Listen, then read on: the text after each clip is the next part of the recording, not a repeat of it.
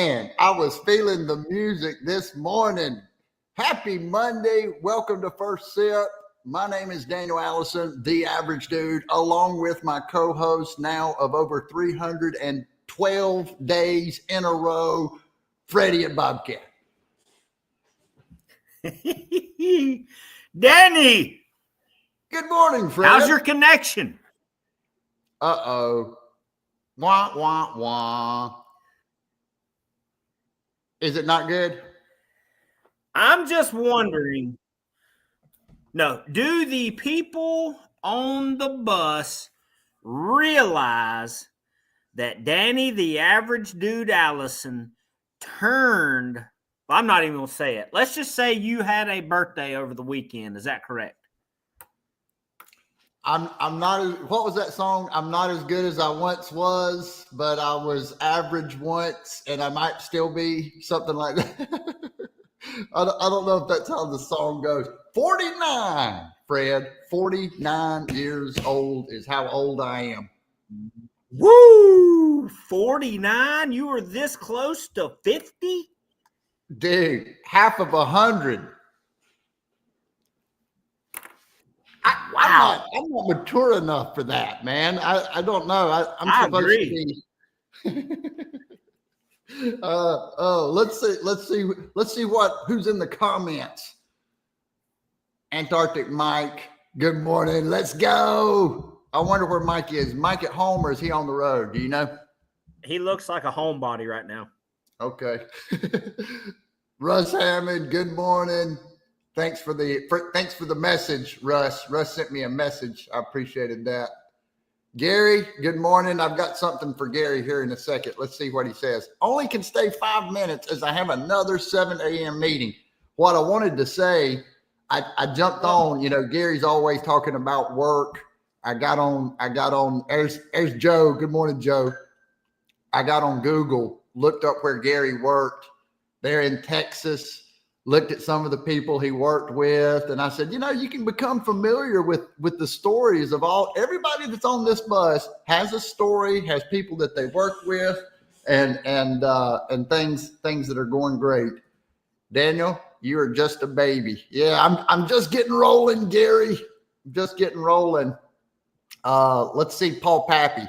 You may be 49, but that hair, it's timeless. I agree. And at least the thing is, we have important people show up to this show. That's why Gary has to leave, because he's important. He has to go to meetings and stuff. He's got things to do at 7 a.m. He gets there early, and then they take him away from us. Mike is he's at home, San Diego, cuddling with his cats. No, he's not. He's not cuddling with his cats this morning. Why wouldn't he be? George, I love seeing George's comments. Typically, he's there after this morning. He's up, he's on the bus, and he's ready to roll. I love it. I love it, George. I hope that Fred does a good job this morning. Oh, no. There it is. Is it happening again? It's happening again. Hey, interestingly, and maybe Gary, before he leaves, can answer this question. I was going to plug my computer in so that I don't have this problem with the up and down connection. No plug-in, right? No direct hardline internet in this laptop. It's too thin, so I couldn't hardwire it. I'm interesting enough to be stalked. I'm honored. That's what I wanted to talk about. I did stalk Gary a little bit. And George is 62, Daniel. You're not old. Thanks. Appreciate that, George. Actually, you're making me feel young. You guys are making me feel young this morning. Happy belated to the way above average dude. Thanks. Wow, a true hero. So enough about me this morning. This show is about getting everybody's mind right. And Fred, how are we going to do that today? What do you want to talk about? Oh, well, Daniel, here's typically what happens on a Monday. You come in here with so much information. We have to dial it down, funnel it out, see what pops out over here that we throw at the wall and still can talk about. I know. How and did now you I'm, celebrate your birthday? you know what? I went over and hung out with my parents, watched a movie. My kids came and we did a little something. So just the basic stuff. But what I really want to talk about on my birthday, I started thinking about this. How Yeah, much did you think about it? About 49 years worth.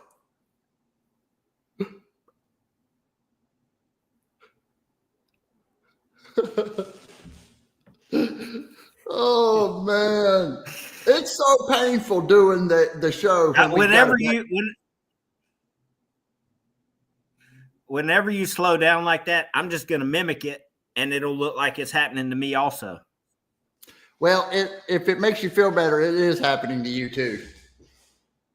Good. So now you don't have to fake it. Now we're just double timing it. But hey, you know what we need? You know what we need? Bad. Okay. First sip, let's go! Thank you so much. I hope that our audience, I hope all the bus drivers were able to hear that. Hey, regret is a terrible, terrible thing.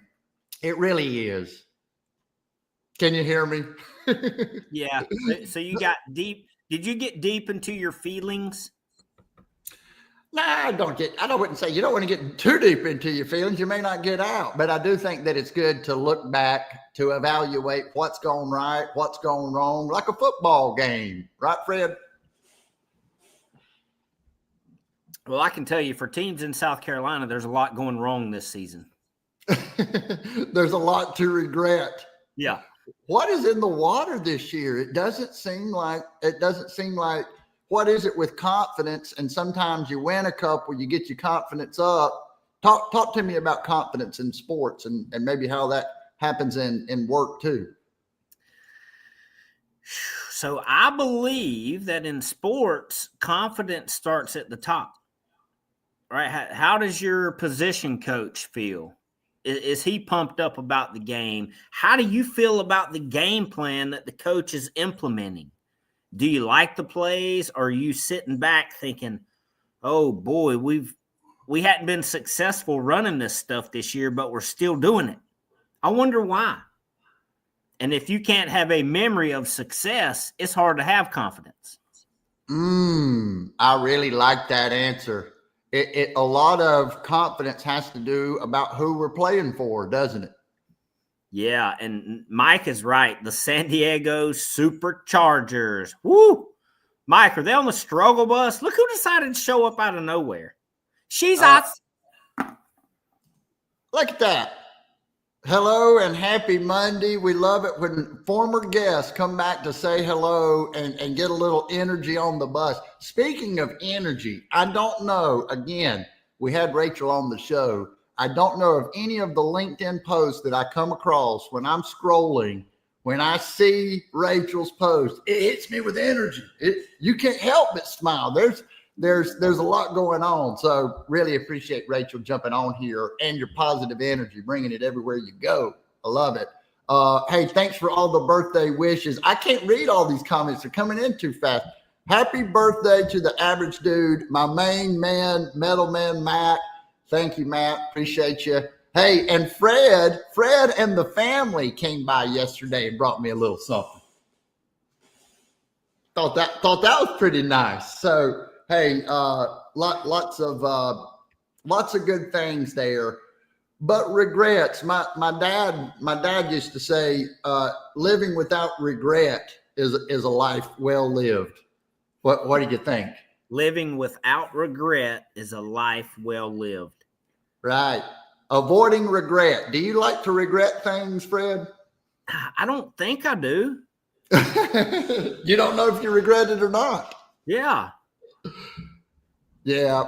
So tell me, let's go back to what you were talking about earlier when you were talking about playing for a coach with confidence and when a coach could maybe speak to a player, and what can a coach do with a player to maybe instill confidence into a player? I think you have to meet the player where he is, right? Well, where is he mentally? Where is he physically? And as a coach, you probably know where they're struggling. Right. So I think if you meet a player at that point, coach them through a couple of situations, maybe run a play, run the offense, run something to get them some easy yards, an easy basket, whatever sport it may be, and just help chip away at what's blocking the player's confidence. Ooh, I like that. I like that. Yeah. So talking to the player, meeting them where they are, and that's a big part of it. I lost my train of thought where I wanted to go with that. Have you ever seen a player make a mistake, and as soon as they get off the field or off the court, the coach absolutely chews them up and down? That's tough. It's tough to watch. You know it's tough on the player. And then on the other hand, you get some coaches who may say something quick, go back to coaching, and then when stuff settles down, you see them one-on-one, arm around him. Hey, this is the same thing we do at practice. Take a deep breath. Let's get back at it. And that's the stuff you can do throughout the day. You have one phone call that you bomb on, that happens. Go back to your routine. Go get a sip of water, walk around the building, come back in and start hammering what you know how to do. I love that. And sometimes we don't always need we have football coaches, and each coach has their own personality. Dabo Swinney might be more of an encourager. Harbaugh might be the guy that's going to grab your face mask and yell at you, right? But when it really comes down to it, what we need on that particular play, on that particular day, sometimes we need somebody to grab our face mask and pull us around a little bit. And sometimes we need that encouragement. A good coach, answer me this, Fred, a good coach is similar to a good ref in that they've been in the right position and they've been in a position to observe that player making plays, right? It takes a lot. The coach has got to be observing and paying attention, doesn't he? You have to pay attention. And I compare it to a leadership position. You know, somebody that may be running a sales team or an extremely profitable business. That those people pay attention to the details and they know each individual. Everybody's not the same. You have to pay attention to the differences and approach people differently. Everything's changing. So this is an excellent point. So everyone changes. People that we've known for years, as we get older, we were just talking about getting older, and I didn't go into all of the different things that I did think about. But we're going to have things, and the pressure with AI coming in and people having to change jobs and AI taking jobs, people are going to change. So we have to pay attention. Even people we think we know, we have to really observe and give them what they need on that particular day. What did you see in the comments that you liked, Fred? Paul Pappy. Yeah, he said just present the player with a $4 million NIL deal. There you go. Yeah, hey, that'll put a smile on his face, and he will run out there and play just as hard. Do you think a passion player plays as hard as a greedy player? It's there for the money. Or somebody, I wanted to be a Gamecock my whole life. I've been eating, breathing, sleeping Gamecock football on a Saturday. Do you want the guy for the money, or do you want the passion player? Here's what I'm going to say, because you mentioned the Gamecocks, correct? I'm going to say, just by observation, Lenoris Sellers is playing different than he did last year, and he got him a big check. But there you go. Maybe there's the answer. What do you think, folks? Is it the money or the passion? Who do you want on your team?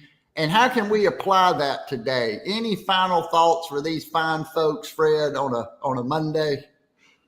Oh, Joe made a fantastic point. Respect is what everybody's after. So even if you're a coach or a leader and it's time to maybe talk with somebody about low performance or a missed tackle, they still want respect. You can correct people respectfully. I like it. We're going to finish it with Fred's here. Passion. It takes the heart. Play with passion. Paul Pappy agrees. Get out there, play with passion, treat people with respect, and no regrets. See you in the morning.